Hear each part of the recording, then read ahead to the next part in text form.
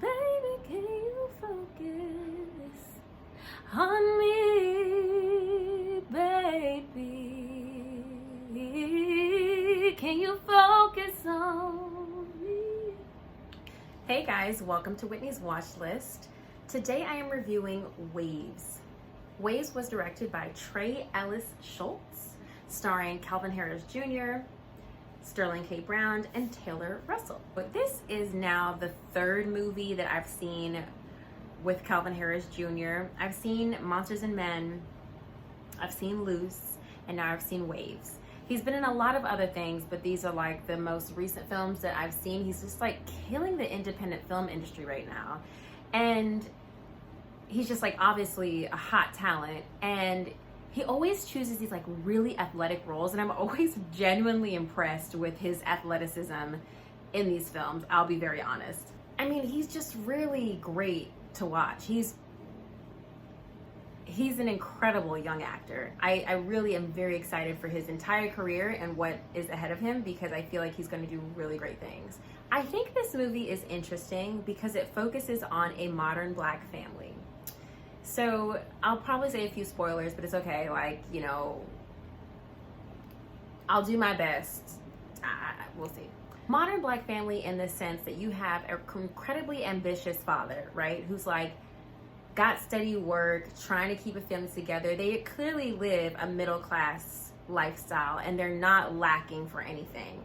The wife, I believe, is like a lawyer maybe. Then you've got like the son, who's like really, really talented and like athletic, maybe trying to get scholarships, you know, or whatever. And then the daughter, I guess she was, I don't really know what she was into. She was into something. Anyway, we'll get to the daughter. But you don't find out until later that the two children are not kids of the mother figure. I was kind of surprised by that. I wasn't expecting it because they kind of just respected her so much that I expected that to be their maternal mother. But she wasn't. And it came out and caused a conflict in some places. But I mentioned that to say that this is a modern family where it's very common these days to have a stepmother, stepfather in one household, right? Whether white, Black, or any other race, you don't always see both parents together who are the biological parents of the children that they are raising. So it felt very modern and very like progressive. I'll start with the father, played by Sterling K. Brown. So I actually read an interview on Pay or Wait on her channel from Sterling K. Brown, and it was really cool because he was talking about how he didn't really identify with this particular character, but he knows men who are like the character he was playing. And the character is a very stern Black man trying to push his son to be the best he can be, because he understands how unforgiving the world is to the Black man. So why I felt like this dynamic was really interesting was because the young kid, who's 18, played by Calvin, doesn't understand how hard the world is yet. So I feel like that's a really common theme in a lot of Black families right now, that Black kid hasn't had enough life yet to understand why their father may be being so hard. And I'm not making an excuse for his father, but just being, you know, an adult, a young African-American woman adult, I understand why he felt the need to push his son so hard, to feel like you as a father need to do everything you can do to make sure your son is better than the best. And it's really hard when you're in adolescence. You don't understand. You're just trying to live up to your father's standards. You're just trying to be the best you can because you want to please him subconsciously. But you also have this air of wanting to be who you want to be the best because you want to be the best. But it's a lot of pressure to put on young kids. With that said, I will segue into Tyler, who was portrayed by Calvin. And Tyler was very interesting because you could tell he was just kind of this kid who, you know, was doing pretty well in school, obviously, did his homework, really good in sports. But then he had an interesting social life, right? He was obviously popular, and he had his girlfriend. But the interactions that he had with his girlfriend were super interesting because never at any point in the movie do you see Tyler's father be aggressive or rude to his wife. He was always telling his children, hey, you need to respect your mother. I thought it was interesting that Tyler would have these like really aggressive conversations with his girlfriends, but he never witnessed that dynamic with his parents. But just the interactions he's had with his father kind of subconsciously made it okay for him to be that way. And I think that's something that Black fathers really need to be careful about. Like, even though, let me get his name, because I keep saying Tyler's father. Let me get his name. Sterling K. Brown's character's name is Ronald, so I refer to him as Ronald going forward. So I think it was really interesting that although we never saw Ronald be aggressive to his wife, that still Tyler picked up those aggressive characteristics and then portrayed that to his girlfriend. Because you got to learn these things somewhere. And his father was really, really tough on him. So it kind of gave Tyler permission to be really tough on other people when he wasn't getting his way. And I think that that is something that I will say it again, Black families need to be careful about. Just because you're not disrespecting your wife doesn't mean your kids aren't paying attention. Like, everything you do, your children are paying attention to. Everything. I don't have kids yet, but I feel like when I do, I'll be a really good mom.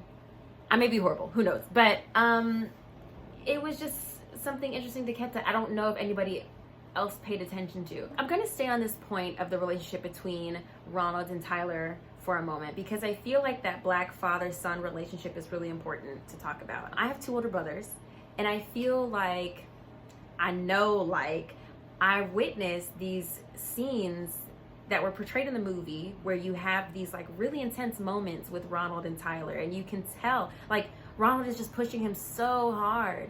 And I don't know, that I can't really say that my father was like that, but there were definitely moments when they bumped heads, because you've got these young men who are like wanting to be themselves, wanting to come into their own, but they're not 100% ready for the world, even though they think they are. And so there's that classic dynamic of men, like the father figure, having to check their son. And I've seen that in my life more than once with 2 brothers, because you've got all this testosterone just going against each other, and it's just like a lot. And I just thought that was such a real moment portrayed more than once. And I really liked that the director included that, and included the emotionalness of it and the intenseness of it in such a real way. Like, these scenes were not just pulled out of the ass here. The scene that had the argument scene that happened, he like pushes his father. I'm like, damn, that's real as fuck. Like, that is uncomfortable, but like, it's real. And it's just this moment of like fathers just trying to hold on to their sons for dear life, because they don't understand yet. And they're not gonna understand until they experience life. I mean, I don't have any answers for it, but I'm just saying, like, hey, let's talk about it. I don't want to ruin the movie too much for people who haven't seen it yet. This movie is like 2 hours and 15 minutes long. And unlike The Irishman, I was with it. I was with the movie. I was game for the entire length of the film. There's this really pivotal point that happens in Tyler's character that just shifts everything in the film. And then we move off of his character, and then we begin to focus on his sister. And I just thought that was so cool, because you were still invested in the world.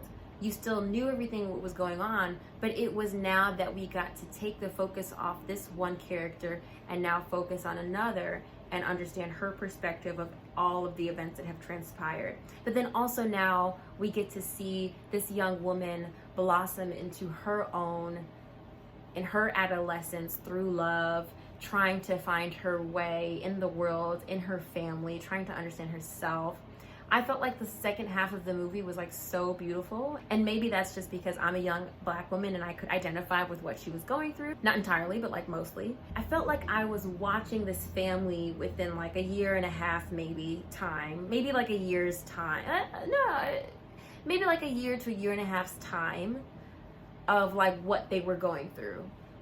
And I felt like I was part of their story in that short time, even though I was just like obviously sitting in a movie theater. I thought it was just really well done from that perspective of just simply chronologically. Something else I really liked in this film was that the daughter's character, let me find out her name too, that was played by Taylor, but like what's her name in the film is Emily. Taylor plays Emily.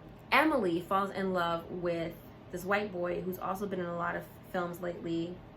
Let me get you his name because y'all know I'm horrible with names.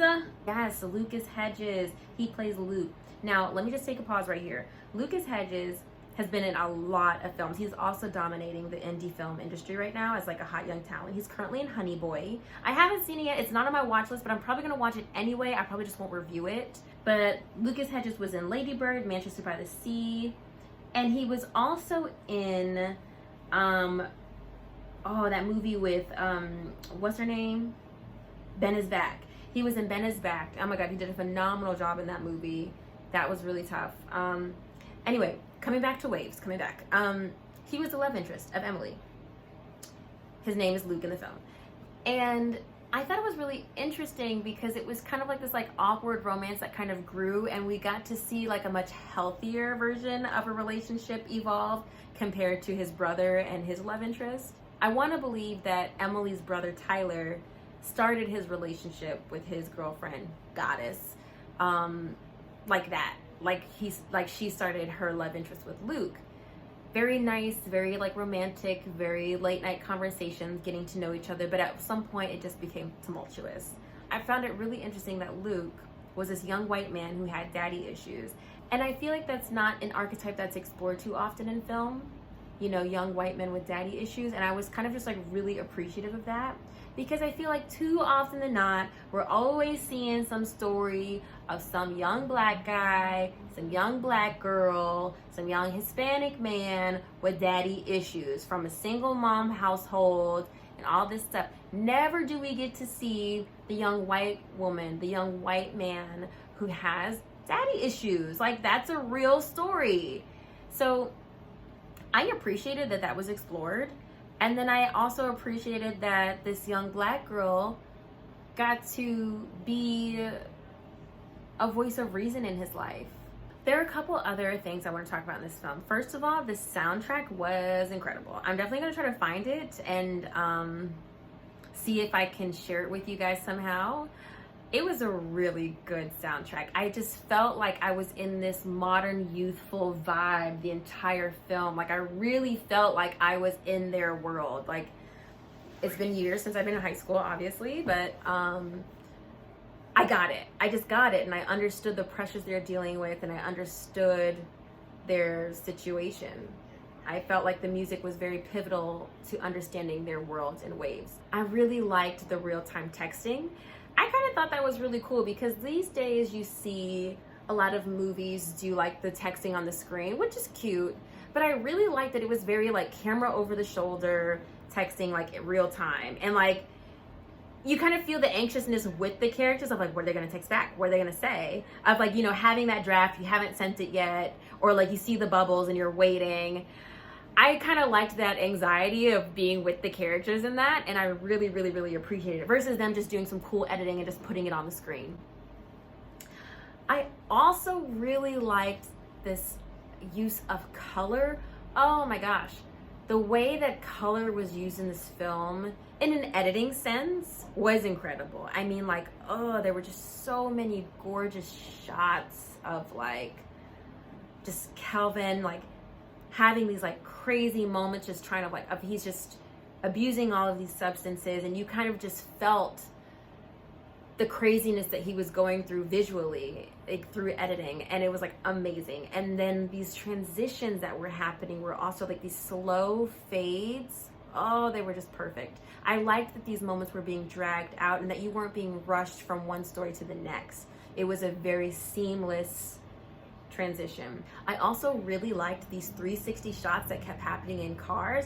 That was incredible. It was like multiple moments throughout the story where the camera's just rotating and you just see all of these characters in the vehicle and all these young kids just doing different things, and it'll go around like 2 or 3 times, and you just like really just bought into what was happening, and you felt like you were in the car. You felt like you were hotboxing with them. I was like, yes, I'm in it. I'm like here. I'm like 18 again. I'm in it. It was so cool. I'm excited talking about it. I loved it. I thought that was just such a cool effect, and it was very effectful. As you can see in the excitement and the energy in which I described this film, this is definitely a must-see for me. If nothing else, like, just see it for the editing. I mean, it was so gorgeous. It was just phenomenal. The acting was incredible. The story was incredible. It's getting great reviews online. I think more people than just me really enjoy this film. I think you will too. And if you can go to your nearest theater and watch it, do that. You will not be sorry. Check out this video, that video, or go ahead and subscribe. Thanks for watching, guys. Bye.